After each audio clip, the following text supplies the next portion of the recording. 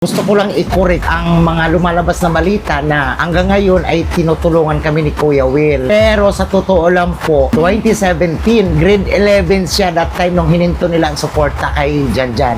Umasa kami noong nanahimik kami dahil ang pangako sa akin ni Kuya Will, papatapusin ko mag-aral si Janjan hanggang college. Huwag kayo mag-alala. Ito, enrollment na ni Janjan. Bigla nilang sinabi sa akin, ay wala na po si Willie. Hindi na po magbibigay sa inyo. Wala na po talaga kaming contact. So, that means wala na rin po talaga kaming suporta. Kamusta? Wala na lahat. Dahil sa daming bumabati ko sa amin, kasi akala nila in-exploit ko yung anak ko. Kaya nagtago kami nung time na yon. May 10 milyon pa na inoperan kami. Tinitira nila si Willie that time. Sohol para ibagsak namin si Willie. I'm not mad or galit, tampo sa'yo dahil malaki yung utang na loob ko sa'yo. Pero, ayun, it should have been better kung natupad mo man yung pangako mo sa amin. Kung kaya mong mabuhay sa tundo, kaya mo ring mabuhay saan man sa mundo. Morley Alinio. Ito ang Tundo. Yes! Magandang umaga, hapon, tanghali, madaling araw, kung anumang oras dumarating sa inyo ang vlog kong ito. Kung umuulan man sa inyo, nag-i-snow man sa inyo, tag-init man sa inyo, aba, magchikahan tayo. Tulad ng aking pangako po, iba-iba pong putahe ang ibibigay po namin sa inyo. Sa pagkakataong ito, isang simpleng buhay, isang simpleng kwento ang ating pong pag-uusapan. Kwento na 13 taon na ang nakakaraan. Tandaan niyo po ba ang isang kontrobersyal na nangyari sa programang Willing Willie ni Willie Revillame, yung batang nagsayaw ng macho dancing o macho dancer ang datingan. Please welcome ang mag-ama po na Suan. Please welcome Janjan Suan and of course Jojo Suan. Magandang gabi po sa inyo. Magandang hapon din po sa inyo. Nagpapasalamat kami at nakarating kayo sa munti naming tahanan. Ito ngayon, napakasimple ng buhay namin at hindi namin inasahan uli ito na maging ganito kami kasi lumipat kami rito sa Antipolo from Cavite City na ang nangyari sa buhay namin na ang sabi nga, gusto ko lang i-correct ang mga lumalabas na balita na hanggang ngayon ay tinutulungan kami ni Kuya Will. Pero sa totoo lang po, 2017, grade 11 siya that time nung hininto nila ang suporta kay Janjan. Janjan, magbigay bati ka muna sa ating mga viewers, sa ating mga listeners, sa aking vlog na ito. Magandang umaga po sa inyong lahat. Ako po si Janjan Suan. Gaya po ng nasabi ng aking ama. 13 years ago, sumali po ako sa Willing Willie and nagkaroon po ng controversial and here I am. 19 years old na po ako ngayon. Ipagpaumanhin na po ninyo dahil sa mga oras na ito ay kasagsagan ng lakas ng ulan po dito sa Antipolo City. Dinig na dinig po mula sa kanilang payak na bubungan ang bagsak ng ulan kaya medyo maingay. Anyway, gusto kong kausapin si Janjan. Janjan, nung ikaw ay magsayaw sa Willing Willie, ano ang nangyari? Ano ang kwento na natatandaan mo at ilang taong ka noon? Simulan ko po muna sa kung ilang taon ako noon. Siguro po, pagkakatanda ko, around March po yun ng 2011. And 6 years old pa lang po ako noon. Around 2000 katao po kami nag-audition noon. Pang-apat po ako sa 6 na kinuha para makapasok sa television. Ayun nga po, hindi po ine-expect ng lahat and including myself na ganun po ang mangyayari dahil ayun naman po talaga yung talent ko hanggang sa ngayon. Actually, miyembro po ako ng dance troupe sa aming school ngayon. Hilig ko po talaga yung pagsayaw simula nung bata ako. Kaya nung bata po ako, hindi ko po alam or maintindihan kung bakit ganun po yung nangyayari noon. Para sa kaalaman po ng lahat, si Janjan po ay nagsayaw ng macho dancing na ikinagulat ng publiko dahil ang ginawa ng bata ay sinasabing bawal sa telebisyon. Bakit ganun ang pagkakasayaw mo? May nagturo ba sa'yo na mag-macho dancing ka? Meron po actually. Natatandaan ko po na may kasama po kami noon sa bahay namin. Pinsan po siya ni Papa. Tito ko po siya. Magaling po talaga siya sumayaw. Tapos every time na kakatuwaan po sila, nakikita ko po kung paano siya sumayaw, which is yung pagiging macho dancing nga po. Nahiligan ko rin po siya. Ayun nga po, sinabi ko kay na Papa na gano'n na lang po yung maging talent ko.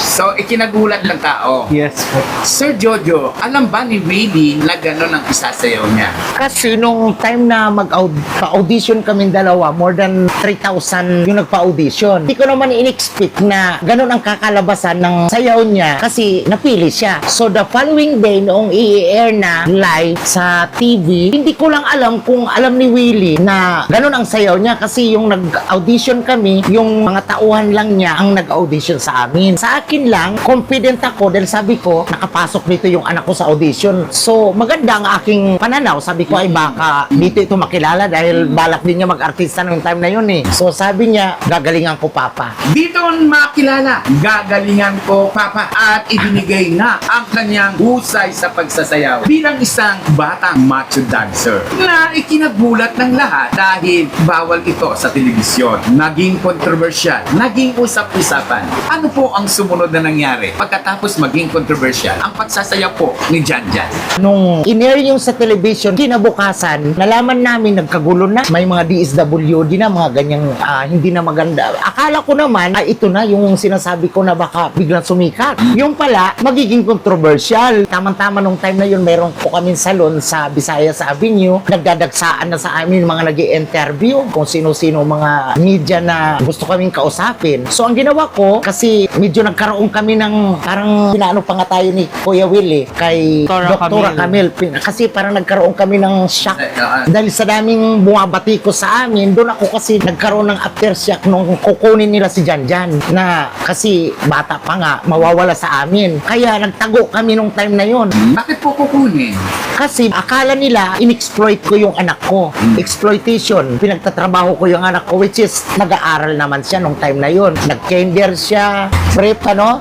Tapos nung grade 1, yun na si Willie na nag-start magpaaral sa kanya. Pagkatapos ng kontrobersyal, nagtago ang mag-ama o ang pamilya para maiwasan ang mga tanong ng mga media. Eto na ngayon, sa pagtatago nila ay sinasabi ng pamilya Suan na may kinalaman si Willie Revillame. Ano po ang tunay na nangyari?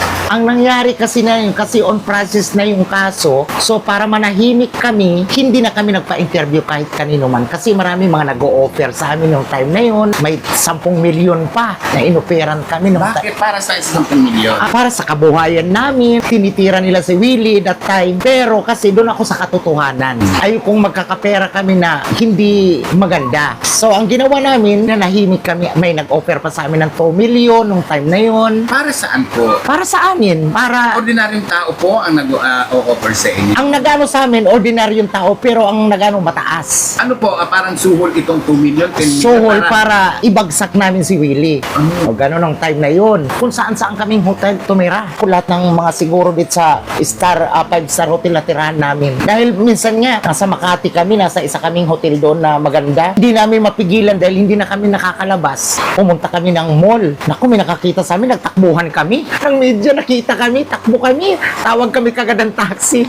13 taon na ang nakararaan mula nang mangyari ang pagsasayaw ni Janjan sa programa ni Willie Revillame. Pagkatapos ng 13 years, ay kumustahin natin ang kalagayan ni Janjan.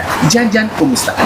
Sa ngayon, nahirapan po ako maghanap ng allowance para sa pag-aaral ko. Kasi nga po, nag-aaral po ako sa Philippine Normal University and kahit wala pong bayad yung tuition, nahirapan po akong suportahan yung sarili ko para sa pang-araw-araw na pasok. Overall, I'm happy na kung nasan man ako ngayon, nakatapak na ako ng second year college, nagtitake ng magandang kurso and buo pa rin kami na yun. Itinago sa publiko, ipinisantabi ang mga issue. Ito ay dahil sa iwas kontrobersiya at matanong ang pamilya Suan. Nung mangyari po yung mga kwentong ito, ano po ang ginawang pabor sa inyo ni Willie Revillame? Umasa ng umasa kami noong nanahimik kami dahil ang pangako sa akin ni Kuya Will, papatapusin ko mag-aral si Janjan hanggang college. Huwag kayo mag-alala. At isa pang sinabi niya sa akin, pati yung supportan niyo financially hanggang matapos si Janjan ang pag-aaral. So, nung time na yun, talagang anong-ano ka ay okay, makakapag-aral si Janjan kasi that time ang pangarap niya maging doktor, which is hindi natuloy sa ngayon kasi hindi na siya pinag-aral ni Kuya Will. So, yun ang nasa isip ko palagi na lalo nung pandemic time, wala na kaming support galing sa kanya. Ay ilang ilang taon yung pati yung business namin na meat shop, talagang wala dahil kinuha ng may-ari. Talagang sa loob kami ng subdivision, wala naman kami makain, hindi kami pwedeng lumabas. Nung time na yun, talagang hindi na kami binigyan nung pandemic na yun. Isang paglilinaw,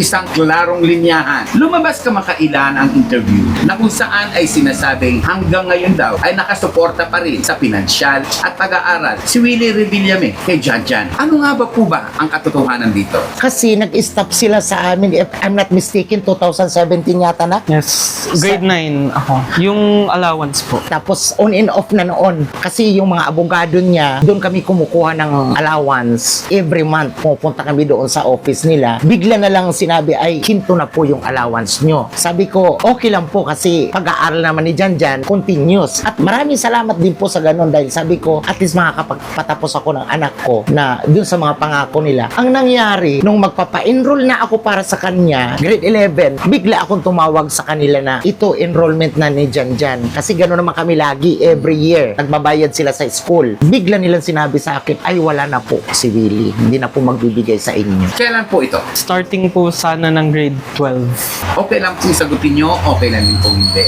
Magkano po yung allowance na ibinibigay niyo? Ang binibigay po sa amin ni Willie is 50,000 a month. So sinabi ko lang po yung katotohanan. Lilinawin natin, for the record, for the second time around, nabibigyan pa po ba kayo? Wala na po. Hindi na po kami nabigyan. Ni kamusta, wala na lahat. Bakit po nag-stop siya? Dahil anong dahilan? Siguro kasi ang sabi sa akin ng sekretary niya doon, wala ng pera si Willie, ganyan-ganyan. May isang kwento po kayong sinabi sa akin bago tayo umupo. Inihinto ang sustento ang pagbibigay ng allowance at pag-aaral dito ni Janjan dahil tapos na ang kaso. After na dismiss yung kaso, yun ang pumasok sa utak ko namin. Alam namin kasi kung kailan matatapos yung kaso, sinasabi nila sa amin yung mga abogado nila na malapit na matapos yung kaso. So noong matapos ang kaso, hindi nagtagal, natanggal. Ano po ba yung kasong kinaharap ni Willie Revillame dito sa pagsasayaw ni Janjan ng Matsudas?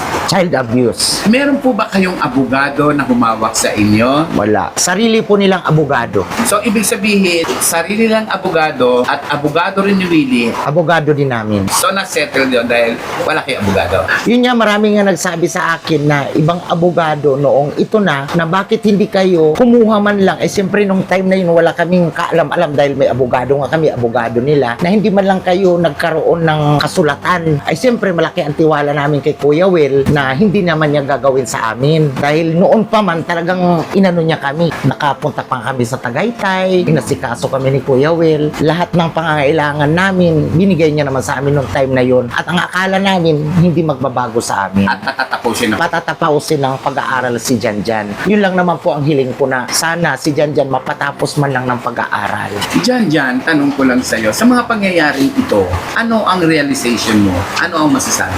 Sa ngayon po na may sariling isip na rin po ako at nasa tamang edad, na-realize ko lang rin po na kung may babalik yung panahon, tama yung sinasabi ng ibang tao na kailangan may panghawakan ka bago ka umuo. Kasi hindi lang maliit na bagay yung stake dito eh. Buhay to nung isang tao at isang pamilya. So, ayun lang rin po yung biggest realization ko simula po nung nagkamalay ako. Nung ikaw ay magsayaw ng Matsu Dancing, Janjan, ano ang nangyari sa'yo? Nabuli ka ba? Napahiya ka ba? Ano yung mga sumunod na eksena sa buhay ng isang batang Janjan? So, nag-start po akong mag-aral. Pinaaral ni Tito Willie nung grade 1 po ako. And nakapasok naman po ako sa private school, magandang school po. Surprisingly, hindi po ako nabully noon. Tinanggap po nila ako and naging kaibigan ko po sila. Pero may mga times po na syempre as bata na growing up na nagkakaroon ng malay sa paligid, nung lumalaki po ako, minsan kinakahiya ko rin po yung ganong bagay to the point na nahiya po akong sabihin sa ibang tao po yun, yung ganong. Na-exploit ka ba? Hindi po ako na-exploit ng nino man kasi in the first place po, ginawa ko po yung sa tingin kong makakapagpasaya sa akin. Dati, yung akusasyon na exploitation, ano reaction mo? Siyempre, parang hindi magandang isip kasi ang sabi nila, ako ang inaanuhan nilang in-exploit ko yung anak ko. Which is yung anak ko, hindi ko i-exploit kasi nag-aaral ang anak ko nung time na yun, na pag-aaral ko siya. Pero, ang sabi naman nila, kaya kinasuhan namin yung nagsalita sa amin na hindi maganda. Yung mga nag-vlog sa amin na hindi kami in-interview nung time na yun, hinusgahan kami kaagad. Kaya, kinasuhan namin sila yung Jan Selva. 3 namin silang kinasuhan yung time na yun ng libel. Daddy and Jan, ito ang isa sa mga tanong na gusto kong ibato sa inyo. Ito yung pagkatapos bigyan kayo ng pera, daling kayo sa summer kasama ng buong pamilya at daling kayo kasi sinasabi nyo ng mga hotel, pinag-aral ka at binigyan ka ng allowances. Paano kung buwertahan tayo ng netizens na nabigyan na kayo, ano pa hinihirit ninyo? Gusto kong sagutin yun, Daddy. Sa akin lang naman po, na ibigay sa akin ni Kuya Will, wala na po kaming masabi at nagpapasalamat kami sa kanya na natulungan kami. Ang point ko lang po dito kasi may mga lumalabas na sabi hanggang ngayon sinusuportahan kami at pinapaaral si Janjan. Yun ang gusto ko lang po pong iklaro sa lahat po ng tao or kung sino man po ang magsasabi sa amin na dapat natulungan kami. Gusto ko lang po iklaro na hindi na po kami tinutulungan. Pero marami pong salamat sa mga naitulong niyo sa amin for ilang taon po. Nagpapasalamat kami kay Kuya Will. Kayo po ay nagpapaaral na ng kayo lang mismo kay Janjan. Ako po mismo ang nagpapaaral sa anak ko. So ito, may tindahan ako. Inataguyod ko yung 5 anak ko. Binigyan po ba kayo ng pangkabuhayan ni Willie? Binigyan ako ni Kuya Will nung time na yun ng bahay, kamilya, at saka kotse na Avanza. Pandemic na yun at wala na kami, doon ko na ibenta yung bahay. At dito ko naman din ibinili kasi para magkaroon ako ng business na dito lang din sa bahay. Kasi yung ibinigay sa amin na bahay is 36 square meter.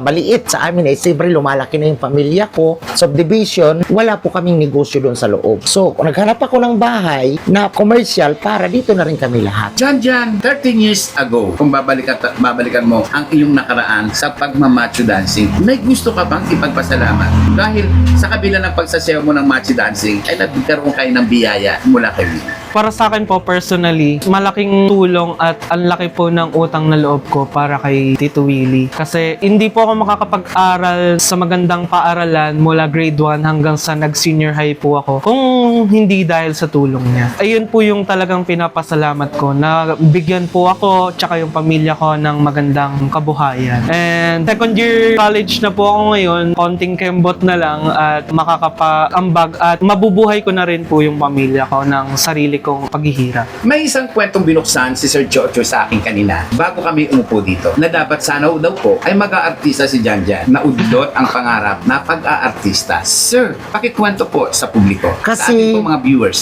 Nung time na yun ang kasagsagan ng balita sa amin, may mga nag-o-offer sa amin na kukunin si Janjan. Ay syempre nung time na yun may kaso kami at nag-a-attend kami sa kaso na yun dahil hindi maliit na kaso yan kasi Philippine versus Willie Revillaminga. So binawal kami ng mga abogado namin muna na maganyan-ganyan si Janjan. So ako naman, syempre as a tatay, dahil suportado naman kami nung time na yun, ba't kailangan pa namin mag-artista si Janjan na para i-ano yung sarili niya dahil gusto niya rin talaga mag-artista. Gusto niya talaga, sabi niya, pag pina-acting ko, iiyak siya. Papa, mag-artista na ako. So, at saka tinago ko talaga siya na hindi pwede siyang lumabas kung saan-saan na sa television kasi binawal nga kami muna. At ngayon, Janjan, naudlot ang pangarap mo maging artista. Naudlot nga ba? Para sa akin po, open pa rin po talaga ako sa pangarap ko na yun. Although, yun nga po, gaya ng nasabi ko na college student po ako ngayon, may prioritization po akong sa pag-aaral, pero may part pa rin po talaga sa akin na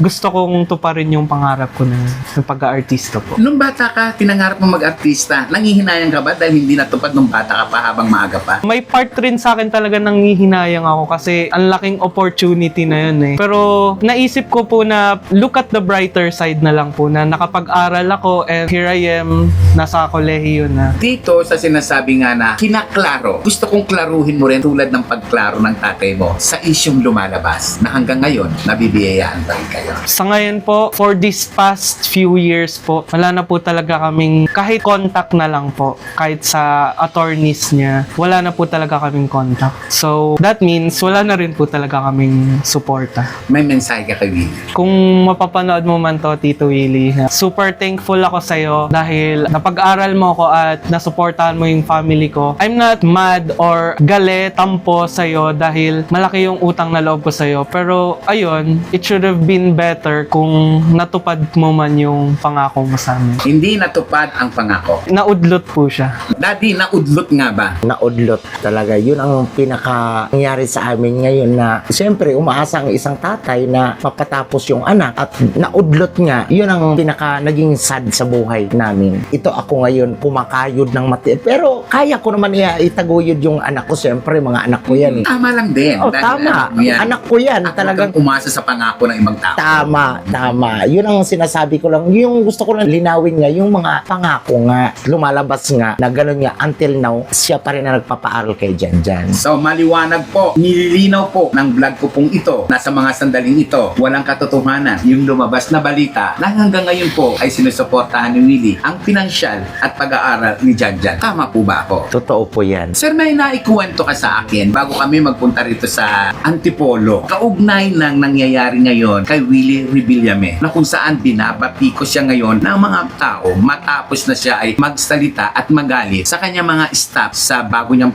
programang Will to Win. Ang sabi mo sa akin, may ganong ugali si Willie. Pakikwento nga po ulit. Si Kuya Will kasi, noong time na lagi akong pupunta sa show, noong kasalukuyan namin na may kaso si Janjan, kasi talagang labas-masok na ako doon sa show. Perfectionist kasi siyang tao. Gusto niya laging itama. Talagang siyang umaano talaga sa mga tao niya na nagagalit siya. Totoo yung pagka-stricto siya talaga. Nagagalit siya pag nakikita niyang hindi maganda. Sa palagay po ninyo, sa opinion ninyo, dapat bang magalit at tulad isang Willie Revillame in front of public sa harap ng telebisyon? Para sa akin, sa ganyan, kasi hindi ko ginagawa yan, mali. Pero yun ang karakter niya eh. Para sa iba, medyo mali. Kaya lang yun ang karakter niya eh, na ganun talaga siya eh. Last one, blessing ba ang pagsasayaw ni Janjan sa programa ni Willie Revillame para sa'yo? Para sa akin, it's a big blessing for us, for my family. Kasi yun nga, natulungan niya kami at talagang kumampi kami sa kanya dahil yun ang tama. Kung sino man yung mga sa amin, nag-offer mas malaki pang offer na ganito, bibigyan kita ng 10 million, hindi ako umano doon kasi walang katotohanan yun. Dito kami sa katotohanan. Kasi siyempre, nakakatakot ang buhay namin nung time na yun. Mamaya, bigla na kami ipatsogi. Di ba? Nawala tuloy kami lahat. So, doon kami sa katotohanan at poprotektahan kami. Okay, mensahe mo lang, Daddy, sa lahat ng mga taong umantabay sa naturang issue 13 years ago. Ang masasabi ko sa lahat ng mga nanonood na sana ito na kami, ito na si Janjan, malaki na. Kuya Will, kung talagang kuya naman ang tawag ko sa iyo eh. Kuya, kung nakikinig ka man, sana mapansin mo kami at makumusta man lang kung ano na si Janjan ang kalagayan ngayon. At kahit ano pa ang mangyari, mahal na mahal ka namin. At sana kumustahan nyo lang kami dahil wala na po kami sa Cavite. Naibinta ko na po yung bahay doon dahil ibinili ko naman po dito yung pinagbintahan ko ng bahay doon. Ito ngayon, mayroon na akong konting negosyo, may tindahan ako at ito po yung nairaraos ko po, mapaaral ko po ang 5 ko pong anak. Janjan, advantage o disadvantage ang ginawa mong pagsasayaw? Para sa akin po, tsaka sa family ko, advantage po yun. Nga po, nabigyan nga po kami ng magandang buhay at the same time, nagkaroon po ako ng exposure sa public which is connected po sa pangarap kong pag-aartista. So, big advantage po siya para sa akin. Mag-artista ka na uli ngayon. Handa Yes. ka na bang mag-artista? Paano mo Yes. pinaghahandaan ang pag-artista mo? Dumaan po ako sa ilang workshops simula po nung bata ko. I think kaya ko naman na pong umarte and I have a talent for that po. Nasa Okay. teatro siya ngayon eh. Speaking of talent, hindi mo na rin ba tinuloy ang pagiging macho dancing mo? Yung talent po na pagsasayaw, nandyan pa rin po. Since I'm a part of organization po sa school namin na about sa pagsasayaw. Pero sa macho dancing po, hindi ko na po siya napapractice. Daddy, ano ang mensahe mo kay Janjan? Ang mensahe ko sa iyo na parang naiiyak tuloy ako. Be strong lang palagi at ang pag-aaral mo, yun ang importante na huwag mong kalimutan at alam mo naman ang buhay natin ngayon na parang bumalik tayo sa zero pero kaya pa rin kitang itaguyod. Yun ang maipapayo ko sa iyo na mga kapatid mo, mahalin mo. Ikaw dito yung panganay, mahalin mo yung mga kapatid mo at si mama mo. Lahat. Janjan, ano ang message mo kay Daddy? Hindi mo man ako totally pinag-aral simula nung bata, pero nandyan ka para suportahan ako sa kahit anong bagay na hilingin ko. Until now, na kahit na nasa tamang edad na ako, nasa hustong edad na ako, hindi mo pa rin ako pinababayaan. Thankful ako para dun. Gaano mo kamahal si Daddy? Super po. Hindi ko po siya ma-describe ng words. Ano reaction mo dati sa naging pahayag ni Jan Jan? Siyempre, reaction ko nun. Alam ko naman kung gaano ako kamahal ng anak ko dahil nakikita ko kung lahat sila ganun nila ako kamahal. At saka yung asawa ko, talagang kami, intact kami sa pamilya namin. Nagmamahalan kami. Mensahe mo doon sa mga taong tumuto doon sa naging issue. Kung napanood nyo man po yun, 13 years ago, ito na po ako, malaki na, malusog na. And yung pangarap ko na mag-artista, sumayaw, pasayahin yung ibang tao, nandito pa rin po siya. So, yun lang po. Okay, maraming salamat. Maraming salamat sa pagpunta nyo sa amin. Ayan. Isang masayang kwentuhan, isang masayang kumustahan. 13 years ago, binalikan natin ang kanilang nakaraan. At ito ngayon, ang kasalukuyan. Salamat sa iyo, Jan Jan. Thank you po. Pogi ka pala. Ako po si Morley Alinio na nagsasabing kapag nabuhay ka sa tundo, Mabubuhay ka saan man panig ng mundo. yes! Kung kaya mong mabuhay sa tundo, kaya mo ring mabuhay saan man sa mundo. Morley Alinio. Ito ang Tundo.